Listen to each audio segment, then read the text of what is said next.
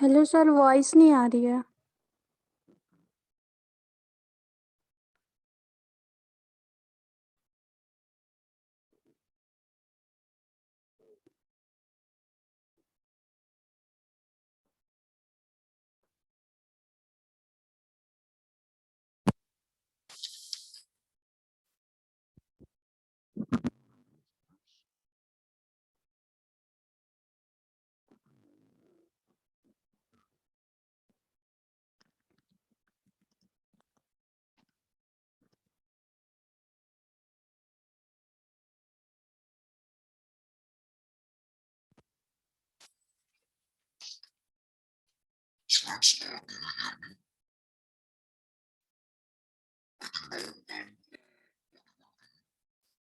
Sir बिल्कुल आवाज नहीं आ रही।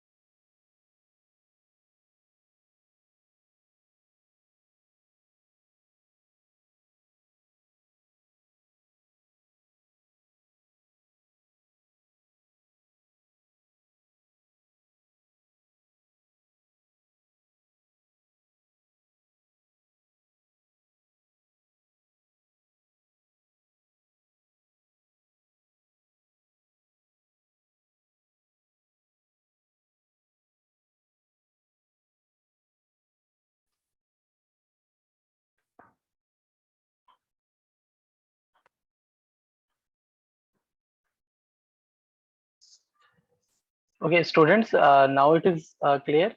Voice is clear. Yes, sir. Yes, sir.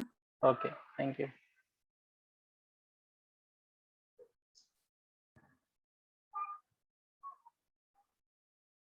So I was telling ki we have discussed this program to calculate time delay of this program, and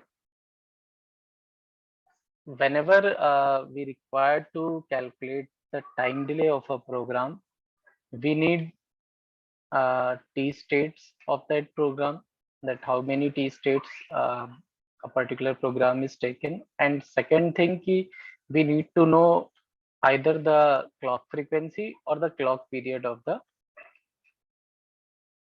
processor.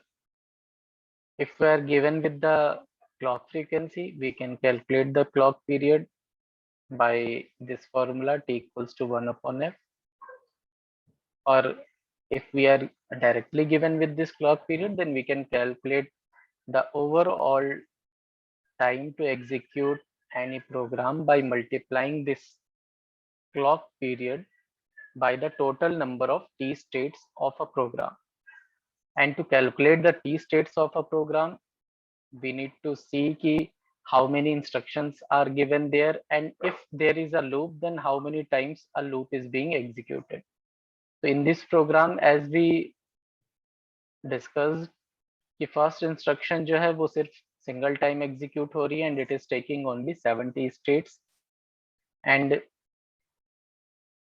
जो loop की हम बात कर रहे हैं, तो this loop is having two instructions, 4 + 10, total 14 T states एक single loop में लगनी. And this loop is running continuously until this register C becomes 0. So it means ki the loop is running several times, so we need to multiply this 14 by the number of loops it will be executed, number of times the loop will be executed, and then we will multiply it by the clock period, 0.5 microsecond. Then we will get the overall time to execute this loop, and then we will add the time to execute NVI instruction, and we will get the complete time to execute this program. So this is the way we calculate the time period of a program. So we already, I think, we already calculated this, the time delay for this program.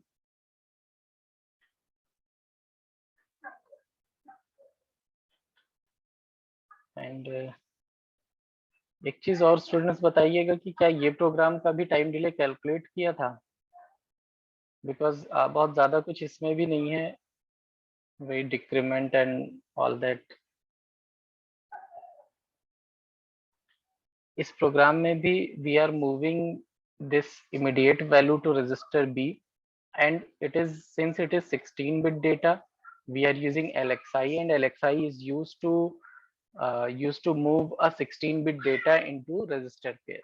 So that is why this 16-bit data is moved to the register pair BC, and then we are decrementing B, and DCX instruction is used to decrement a 16-bit register pair. And after that, again we have to check कि register B की value 0 हो गई है या 0 नहीं हुई है,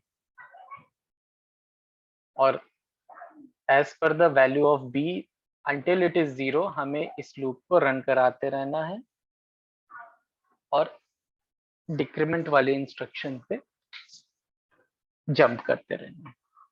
but as we all know कि this DCX instruction does not affect flags.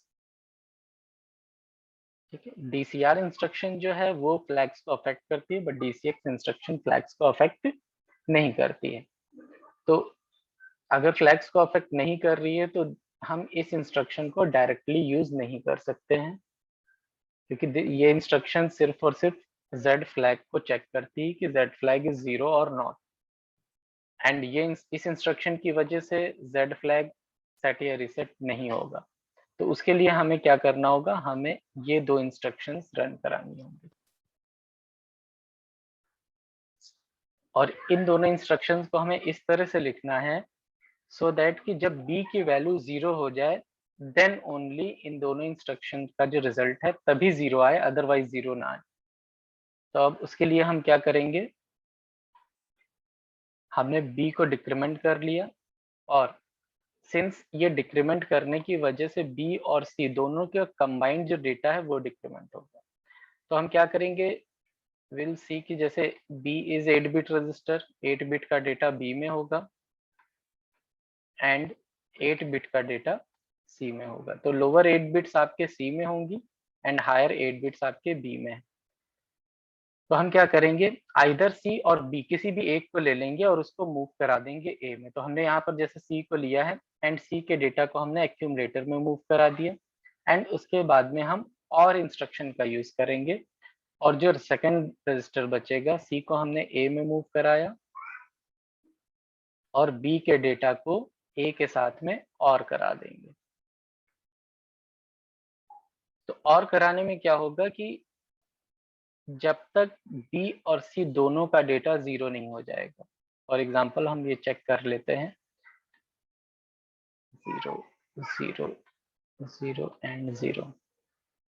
For example this is the data of b and second c का डेटा ले लेते हैं और इसे भी हम ऑल जीरोस लिख ले रहे हैं।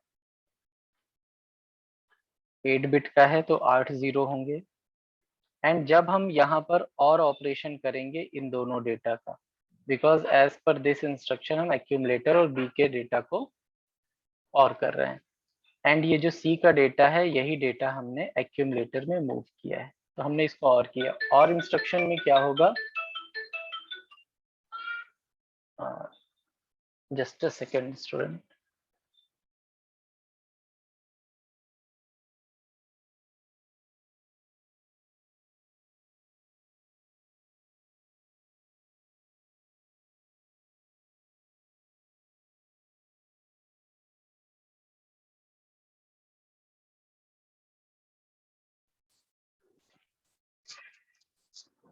Now if we take OR operation between these two values, तो OR ऑपरेशन में क्या होता है कि any of the two values is 1 then only output will be 1।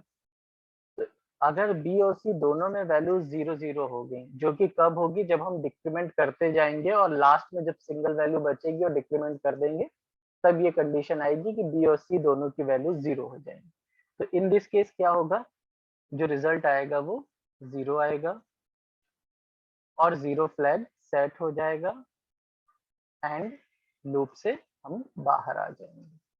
But जब तक ये सिचुएशन नहीं आएगी तब तक ये लूप क्या करेगा, वापस यहाँ पर ये जंप इंस्ट्रक्शन लूप पे जंप करती रहेगी, बिकॉज जब तक ये वैल्यू 0 नहीं होगी तब तक फ्लैग सेट नहीं होगा और जब तक सेट नहीं होगा ये जंप करता रहेगा। अब हम इसके अलावा कोई भी कंडीशन देख लेते हैं, लाइक जैसे कि हम यहाँ पर किसी भी वैल्यू को 1 कर दें, जैसे b की वैल्यू मान लीजिए अभी 0 नहीं हुई है और ये बिट 1 है, या c की वैल्यू 0 नहीं हुई, ये बिट 1 है।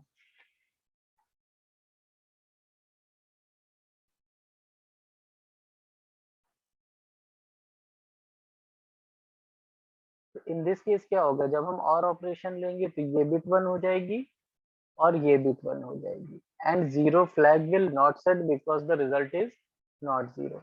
तो हम यहाँ पर डिक्रीमेंट ऑपरेटर जैसे लगा रहे हैं तो तब तक ये और ऑपरेशन का रिजल्ट 0 नहीं आएगा जब तक कि सारी वैल्यूज 0 नहीं हो जाएंगी इन BC रजिस्टर्स में। तो दिस इज द लॉजिक कि हम ये दोनों इंस्ट्रक्शंस को यूज कर रहे हैं एंड हम ये जानते हैं कि जब भी और ऑपरेशन यूज करते हैं तो सारे फ्लैग सेट या रीसेट होते हैं। तो DCX से फ्लैग सेट या रीसेट नहीं हो रहे हैं, हम इसीलिए इस इंस्ट्रक्शन का यूज कर रहे हैं टू सेट और reset the flag, so that कि हम अपना जो काउंटर है BC काउंटर है उस काउंटर की 0 वैल्यूज को चेक कर सकें and as per the 0 value हम अपनी कंडीशन को सेटिस्फाई कर सकें। ठीक है, is it clear? whenever this case arises is in any program and we need to check the flags also. So in that case we always use these two instructions. आप इसको बिल्कुल fix मानिए, अगर हम DCX इंस्ट्रक्शन यूज कर रहे हैं किसी भी रजिस्टर पेयर में, लाइक BC की जगह पर मान लीजिए HL की वैल्यू है, हमने H में B की जगह यहाँ H यूज किया, B की जगह यहाँ पर H यूज किया, तो हम क्या करेंगे, हम HL पेयर में लोड कर रहे होंगे तो उस केस में हमने मान लीजिए L के डेटा को इधर मूव किया और यहाँ पे और B कर देंगे, तो सेम ऑपरेशन परफॉर्म हो गया। तो हम लोग इस तरह से इसको यूज कर सकते हैं इन इंस्ट्रक्शंस को, इन दोनों इंस्ट्रक्शंस को। और जब भी हम DCX इंस्ट्रक्शन यूज करेंगे और हमें फ्लैग्स को भी सेट या रीसेट करने की जरूरत है अकॉर्डिंग टू रिजल्ट, तो हम ये दोनों ही इंस्ट्रक्शंस यूज करेंगे। नाउ टी स्टेट्स कैलकुलेट आप कर ही लेंगे बिकॉज 2384 डेटा दिए गिवन है and it is in hexadecimal, तो हम इसे डेसिमल में कन्वर्ट कर लेंगे and now we can check कि how many times the loop will be executed. तो 2384H, इसे जब हम डेसिमल में चेंज करेंगे तो इट कम्स 9092 एंड 9092 हो गया। एक लूप में 24 टी स्टेट्स है, वो आप कैलकुलेट कर लेंगे। एक टी में 0.5 टाइम लग रहा है, तीनों को मल्टीप्लाई करेंगे, वी विल गेट 109 मिलीसेकंड। तो ये सिर्फ लूप का टाइम आ जाएगा। अब लूप के बाद में हमें इसमें आउटसाइड लूप का भी टाइम ऐड करना है, तो आउटसाइड लूप का टाइम कितना है LXI का, 5 माइक्रोसेकंड, जो कि बहुत ज्यादा कम है, तो हम नियरली इक्वल टू 109 मिलीसेकंड लिख लेंगे बिकॉज हम हमेशा नियरली इक्वल्स टू टाइम के अकॉर्डिंग यहाँ पर कैलकुलेशन करते हैं। एग्जैक्ट टाइम कैलकुलेट नहीं हो सकता बिकॉज मिलीसेकंड से और माइक्रोसेकंड से अगर आप इसे करेंगे तो पॉइंट के बाद 3 डिजिट तक वैल्यूज कैलकुलेट करनी पड़ेंगी, तो दैट इज व्हाई यहाँ पर नियरली इक्वल्स टू लिख दिया जाता है एंड आप सिर्फ लूप का कैलकुलेट कर ले and it is sufficient. And it depends कि लूप कितनी बार एग्जीक्यूट हो रहा है। अगर लूप 1 या 2 बार ही एग्जीक्यूट हो रहा है किसी कंडीशन में, किसी प्रोग्राम में, देन जो टाइम आएगा लूप का टाइम वो भी बहुत कम आएगा, माइक्रो सेकेंड्स में आएगा। तो उस केस में ऊपर अगर 1-2 इंस्ट्रक्शंस और लिखिए तो उनका इफेक्ट आपको ओवरऑल टाइम में दिखेगा। बट जब loop so many times execute कर रहा है एंड लूप की टाइमिंग आपकी मिली सेकेंड्स में या फिर सेकेंड्स में आ रही है, तो उस केस में माइक्रो सेकेंड्स की किसी भी इंस्ट्रक्शन का टाइम ऐड करने या सब्ट्रैक्ट करने से कोई फर्क नहीं पड़ेगा, तो आप उसे इग्नोर करके आंसर को नियरली इक्वल्स टू लिख सकते हैं। नाउ सेकंड एग्जांपल देखते हैं, नेक्स्ट एग्जांपल। तो नेक्स्ट एग्जांपल में क्या है, लूप विद इन लूप का एग्जांपल यहाँ पर गिवन। मीन्स हमने क्या किया, बी में एक डेटा को मूव किया, उसके बाद में आप देख रहे हैं कि यहाँ पे लूप 2 बना हुआ है। लूप 2 जब रन कर रहा है तो हमने सी में FFH को मूव किया, फिर सी को डिक्रीमेंट किया और लूप चला दिया, लूप 1। इट मीन्स कि हम क्या कर रहे हैं, सी में FFH वैल्यू डाली और उसको डिक्रीमेंट कर रहे हैं, और जब तक 0 नहीं हो रही है वैल्यू तब तक हम इस लूप को चलाते जा रहे हैं। जैसे ही 0 हो रही है हम नेक्स्ट स्टेप पे मूव कर जा रहे हैं। नेक्स्ट स्टेप पे मूव करने के बाद अब हम क्या कर रहे हैं, अब हम बी को डिक्रीमेंट कर रहे हैं जो वैल्यू में 38H ली थी, और डिक्रीमेंट करने के बाद अगेन हम क्या कर रहे हैं, अब हम यहाँ से यहाँ इस लूप पे जंप कर रहे हैं, और जब तक बी की वैल्यू 0 नहीं हो जाएगी तब तक हम फिर लूप से बाहर नहीं आएंगे। तो दो काउंटर्स लगे हुए हैं, दो लूप्स लगे हुए हैं। तो अब हमें क्या करना होगा, यहाँ पे दोनों लूप्स का टाइम कैलकुलेट करना होगा। तो सबसे पहले हम लूप 1 के लिए देख लेते हैं। तो loop 1 consist of only these 2 instruction, यानी कि 14 टी स्टेट्स का टाइम लगेगा,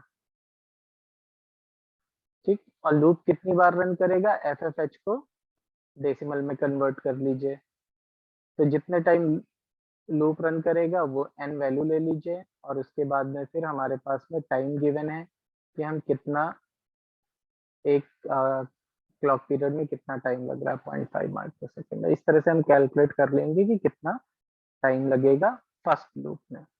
तो this time has been already calculated in previous example, जो हम लोगों ने अभी आज के लेक्चर में भी सबसे पहले स्टडी किया था।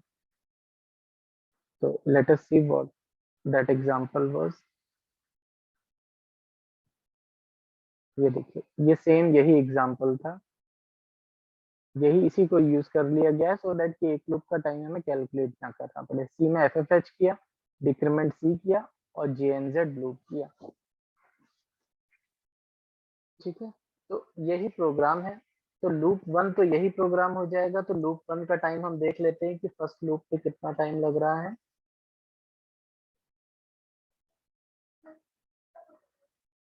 तो जो लूप का टाइम है वो कितना है, 1783.5 माइक्रोसेकंड। ये हम लोग कैलकुलेट कर चुके हैं।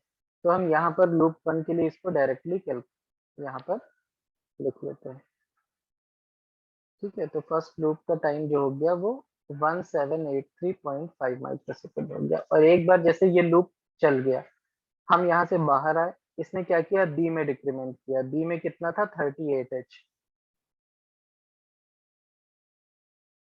ठीक है, बी में डिक्रीमेंट करेगा, उसके बाद क्या होगा, जंप करेगा इस लूप पे।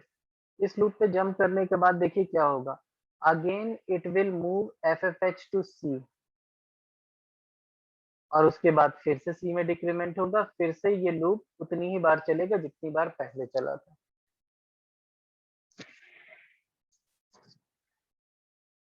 तो इसका मतलब है कि ये जो 1783 टाइम एक बार इस लूप को चलने में लग रहा है, ये लूप कितनी बार चलेगा, 38 को हम डेसिमल में कन्वर्ट कर लें, उतनी बार ये लूप भी चलेगा, बिकॉज हर बार हम एफएफएच में मूव कर रहे हैं। और उसके अलावा ये भी इंस्ट्रक्शंस उतनी बार चलेंगी। तो 38h को हम डेसिमल में कन्वर्ट कर लेते हैं, कितना आएगा डेसिमल में, ये कोई बता सकता है?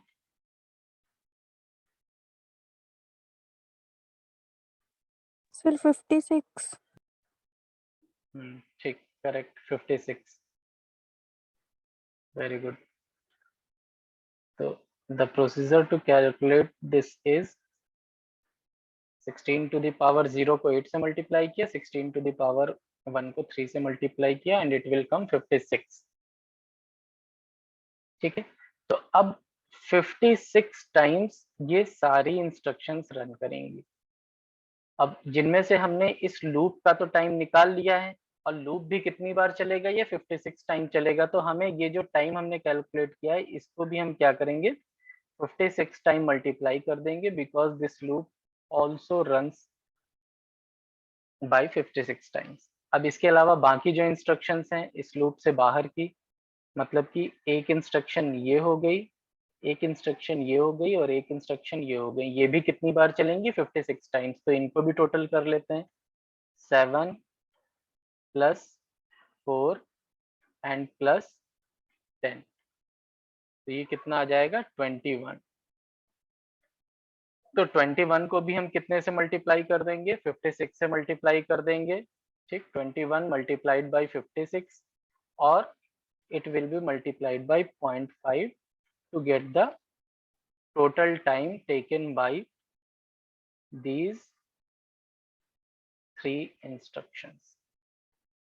ठीक, लूप का टाइम ये आ जाएगा, और बाकी रेस्ट 3 इंस्ट्रक्शंस का टाइम ये आ जाएगा। उसके बाद हम इन दोनों को क्या करेंगे, ऐड कर देंगे, तो ओवरऑल टाइम निकल जाएगा। तो this calculation is shown here. क्या किया, 1783.5 और 21 को 0.5 से मल्टीप्लाई कर दिया, और 56 को फिर दोनों से मल्टीप्लाई कर दिया, एंड वी गेट 100.46 मिलीसेकंड। अब इसमें हम अगर ओवरऑल प्रोग्राम का निकालना है तो 70 स्टेट का टाइम और ऐड कर लेंगे, लेकिन 70 स्टेट्स का टाइम आप जानते हैं कि इट विल कम 3.5 माइक्रोसेकंड।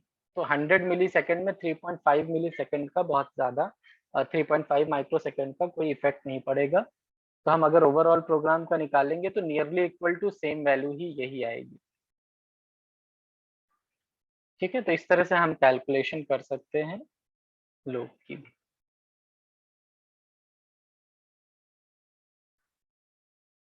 ठीक है, किसी का कुछ क्वेश्चन हो तो बता दीजिए, और एक काम करिए स्टूडेंट्स, अटेंडेंस आप लोग चैट बॉक्स में दे दीजिए।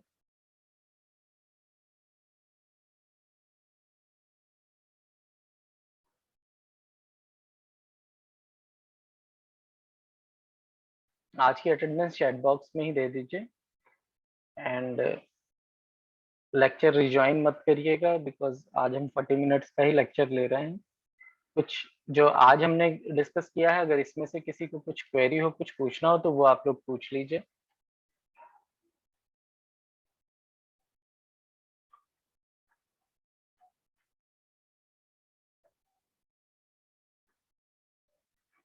देन फिर नेक्स्ट जो हम लोगों को डिस्कस करना है वो हम लोग हेक्साडेसिमल काउंटर डिस्कस करेंगे। तो हेक्साडेसिमल काउंटर भी सेम बिल्कुल प्रीवियस प्रोग्राम की तरह ही होगा।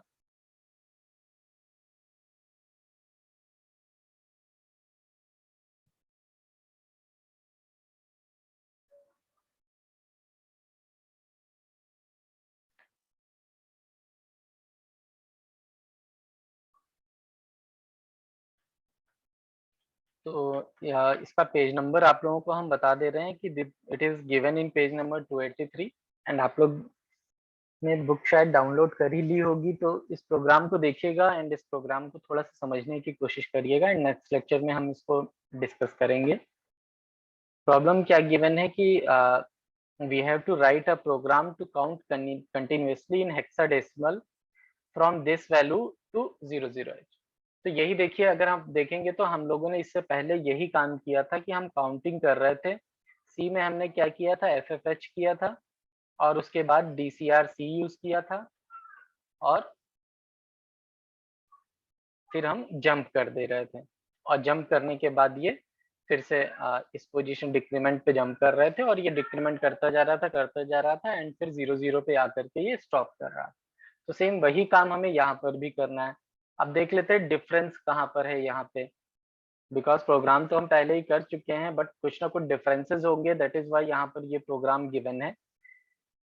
तो क्लॉक पीरियड भी सेम गिवन है 0.5। डिफरेंस स्टार्ट होता है from this point, means use resistor C to set up 1 millisecond delay between each count and display the number at one of the output port। तो अब हमें यहाँ पर क्या गिवन है कि हमको ऐसा करना है कि हम जो ये डिक्रीमेंट कर रहे हैं, ये डिक्रीमेंट हमें तुरंत नहीं करना है जैसे हम प्रीवियस केस में कर रहे थे। हमें डिक्रीमेंट करने के लिए 1 मिलीसेकंड का यहाँ पर डिले कर देना है और आफ्टर 1 मिलीसेकंड ही ये डिक्रीमेंट ऑपरेशन परफॉर्म करें और जो भी रिजल्ट आ रहा है, जो भी वैल्यू डिक्रीमेंट हो रही है उसको डिस्प्ले पर शो कर दे। मीन्स कि लाइक जैसे कि आपका कोई कहीं पर बैठे हैं और आपका वेटिंग टाइम चल रहा है और आपको पता है कि वहां पर बोर्ड पे सबसे पहले वैल्यू डिस्प्ले हुई FFH और उसके बाद वो हर 1 मिली सेकेंड पे डिक्रीमेंट होती जा रही है और जब वो 0 आ जाएगी तब आपका नंबर आएगा एंड आपको जो भी टास्क है उसके लिए जाना है। तो अब इस तरह का हमें प्रोग्राम बनाना है कि डिस्प्ले पर FFH पहले डिस्प्ले हो, फिर एक डिक्रीमेंट हो करके फिर एक डिक्रीमेंट, फिर एक डिक्रीमेंट, फिर एक डिक्रीमेंट एंड सो ऑन 0 तक इसको काउंट करना और जो भी वैल्यू डिक्रीमेंट होती जा रही है उस वैल्यू को डिस्प्ले पर शो भी कर दें। तो प्रॉब्लम आप लोगों को समझ में आ गई है। प्रोग्राम को स्टडी करके देखिए कि क्या प्रोग्राम गिवन है और किस तरह से 1 मिलीसेकंड का यहाँ पर हम डिले लगा रहे हैं।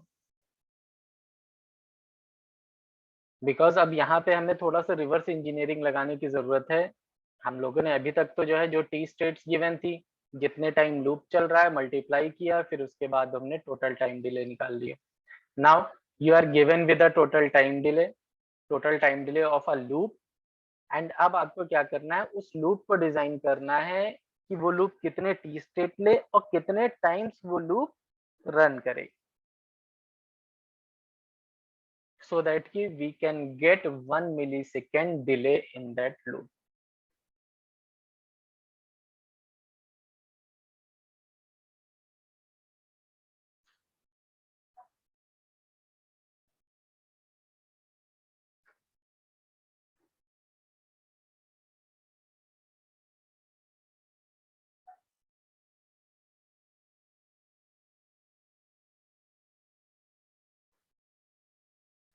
प्रॉब्लम क्लियर है स्टूडेंट्स, क्या गिवन है प्रॉब्लम एंड ये प्रोग्राम गिवन है। सॉल्यूशन है आपके सामने, बस आपको इसको समझने की जरूरत है कि हाँ क्या is this program is taking 1 millisecond delay और नॉट, एंड किस तरह से हमने ये 1 मिलीसेकंड के लिए डिजाइन कर लिया। तो ये थोड़ी सी जो हम लोगों ने अभी तक पढ़ा है, अभी तक हम जिस मेथड को फॉलो करते हैं उसको आपको बस रिवर्स वे में अप्लाई करना है।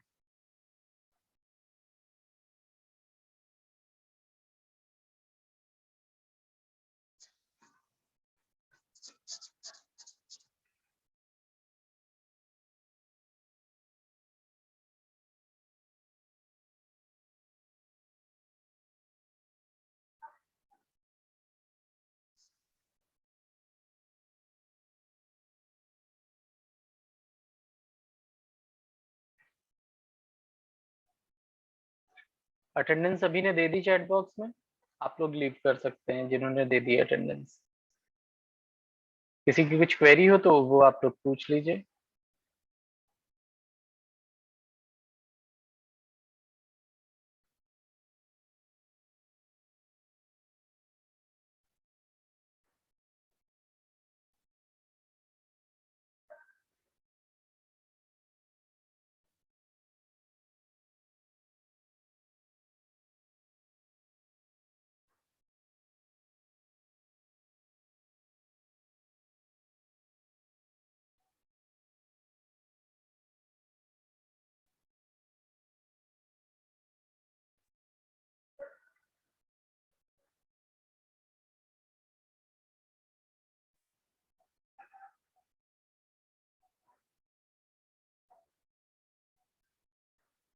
Thank you students.